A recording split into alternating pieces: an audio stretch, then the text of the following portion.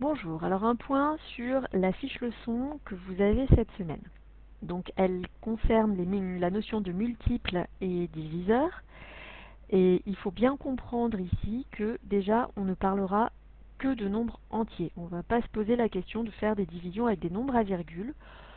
On parle de multiples et de diviseurs comme vous le faites depuis l'école primaire quand on parle des tables de multiplication. Et ce sont des tables de multiplication de nombres entiers. Donc on multiplie un nombre entier par un nombre entier, on obtient un résultat entier.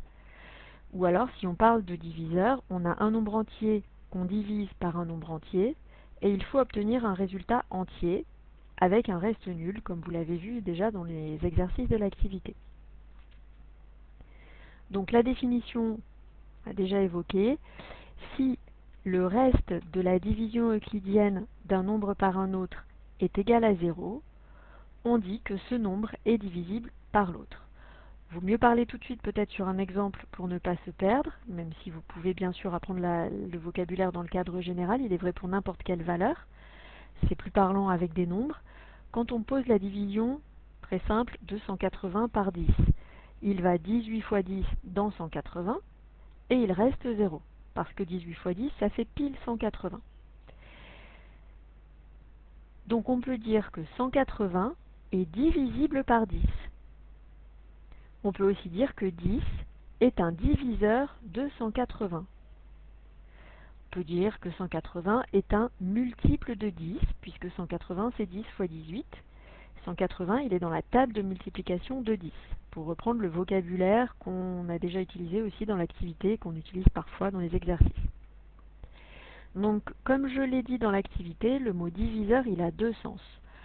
Dans n'importe quelle division, le nombre qui se trouve ici, celui par lequel on divise, on l'appelle le diviseur de la division dans l'opération.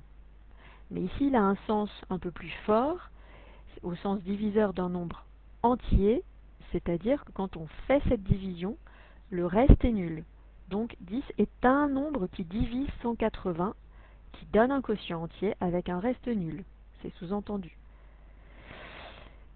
En pratique, à l'exception quand on pose une division dans un problème, mais quand on parle comme ça, ici quand on est sur des nombres entiers, c'est vrai que le nombre diviseur, on l'utilise beaucoup plus dans le cadre de cette leçon que juste pour le vocabulaire quand on pose une division euclidienne quelle qu'elle soit. Les critères de divisibilité, c'est-à-dire les moyens de reconnaître si un nombre peut se diviser par un autre. Il y en a quelques-uns que vous avez déjà appris à l'école primaire, peut-être pas tous, vous verrez. Il y en a une, je suis sûre que vous la connaissez, c'est comment reconnaître si un nombre entier est divisible par 2. C'est quand il se termine par 0, 2, 4, 6, 8. Vous avez forcément appris à compter de 2 en 2 à l'école primaire pour repérer la table du 2, 0, 2, 4, 6, 8, 10, 12, 14, 16, 18, 20, 22, 24, etc. Et vous avez dû repérer qu'à chaque fois, ces nombres se terminaient par 0, 2, 4, 6, 8. Donc quand on fait des paires, on obtient des nombres qu'on appelle des nombres pairs, qui sont les nombres divisibles par 2. Et en fait, on reconnaît ces nombres à l'arrivée parce qu'ils se terminent par ces chiffres des unités. Une autre règle qui en général est assez connue, c'est celle des nombres qui sont divisibles par 5, les multiples de 5. On les reconnaît parce qu'ils se terminent par 0 ou 5. Pareil, vous avez sûrement dû compter de 5 en 5, 0, 5, 10, 15, 20, 25.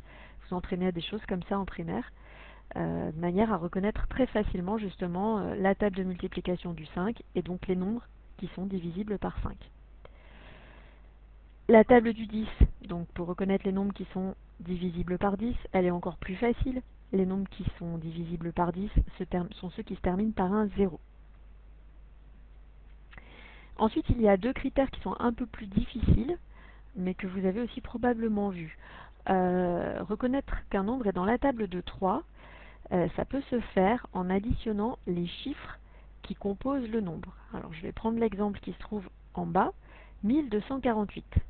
On repère tout de suite qu'il est divisible par 2, puisqu'il est pair, il se termine par 8.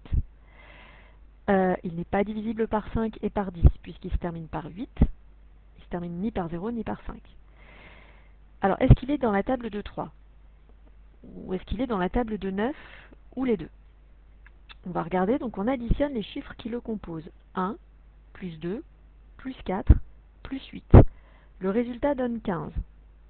Donc 15 est dans la table de 3. Donc 1248 va bien être divisible par 3. En revanche, 15 n'est pas dans la table de 9. Donc 1248 n'est pas dans la table de 9. Ça fait gagner beaucoup de temps plutôt que de poser la division, d'utiliser ce critère-là. Après, si vous n'êtes encore pas très à l'aise avec la table de 3, la table de 9, vous pouvez continuer plus loin, c'est-à-dire une fois que vous avez obtenu 15, pour savoir s'il est dans la table de 3 ou dans la table de 9, vous additionnez encore 1 plus 5 qui donne 6. 6 est bien dans la table de 3, par contre 6 n'est pas dans la table de 9. En pratique, si vous utilisez cette méthode, c'est-à-dire que vous allez jusqu'au bout, jusqu'à ce qu'il n'y ait plus qu'un seul chiffre au résultat, si vous tombez sur 3, 6 ou 9, vous êtes sur un nombre qui est dans la table de 3. Et si vous tombez sur 9, vous êtes sur un nombre qui est dans la table de 9. En revanche, si vous tombez sur 3 ou sur 6, le nombre n'était pas dans la table de 9 au départ. Un dernier critère bien pratique aussi pour savoir si un nombre est divisible par 4.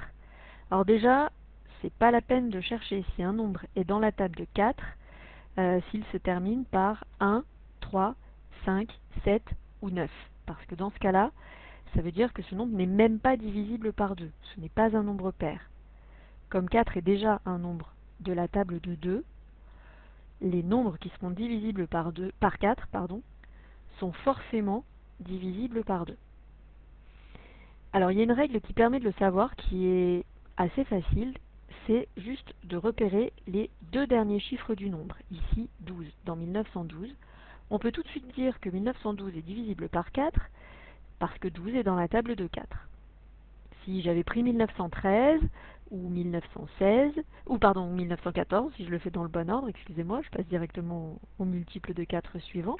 Donc si on prend 1913 ou 1914, 13 et 14 ne sont pas dans la table de 4, donc 1913, 1914 ne sont pas non plus dans la table de 4.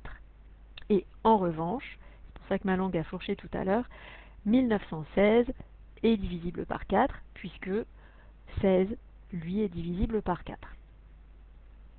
Cette règle, elle a une explication qui est qu'en fait, 1900, ou peu importe ce qu'il y a devant, c'est forcément quelque chose qui est un multiple de 100. Et 100, c'est toujours divisible par 4. C'est 4 fois 25. Donc, toute la partie au-delà des centaines, un nombre qui comporte uniquement des centaines, pas de dizaines, pas de chiffre de dizaines, enfin qu'il y a un chiffre des dizaines, un chiffre des unités qui serait 0, 0, c'est toujours un multiple de 100, donc c'est toujours un multiple de 4. C'est pour ça qu'il suffit de regarder si le reste du nombre, donc les deux derniers chiffres qui le composent, donne un nombre qui est dans la table de 4 ou pas. Maintenant que vous avez toutes ces règles de critères de divisibilité, vous allez pouvoir dire à l'avance si un nombre peut se diviser par 2, par 5, par 10, par 3, par 9, par 4, donc avec un reste nul à l'arrivée si on posait la division.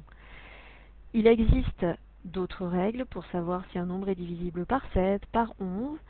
Ces règles sont bien plus difficiles, encore que celle par 11 n'est pas trop difficile, mais elle serait vraiment difficile à expliquer.